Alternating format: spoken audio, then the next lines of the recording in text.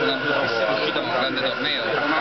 Sì, purtroppo non abbiamo visto, sono rimasto sciolto però per le mie previsioni come era da consueto ci sono riuscito con 3-3 vincendo il 3-3 a Sodonna e poi sono uscito in due mani assurde che erano tra cui le più facili, la Sassa contro la Sotto, tutto pre-flop e KK contro il Jack 9. Quando perdi questi due ponti non c'è nulla da rammaricarsi, è solo puramente sfortuna. A me non ho nulla da rammaricarmi, è solo questione di sfortuna. Anche perché ieri hai resistito in maniera eroica, sì, è stato corto un sacco. Avevo 10 buchi in pre-bolla e cercavo non per la bolla, ma ero card dead tutte le volte. 2 volte ho avuto gli assi e mi hanno portato tutti, non volevo più buttare il torneo a questo punto, che eravamo -2 dai premi, non volevo più buttare il torneo. Che tra cui ci credo sempre il fattore che anche uno con 10 buchi, 2 double up, con questa struttura che abbiamo a PPC, con 2 double up ti ritrovi di nuovo in average.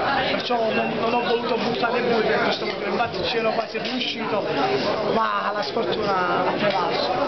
Comunque un grandissimo torneo, il terzo Indemoniac People Poker Tour nel 2012. Sì, il terzo su 4 tappe, sono soddisfatto. Ti facciamo i complimenti e ti ringraziamo per la gentilezza. Per pokerstrategy.com Maurizio Saglieva. Grazie.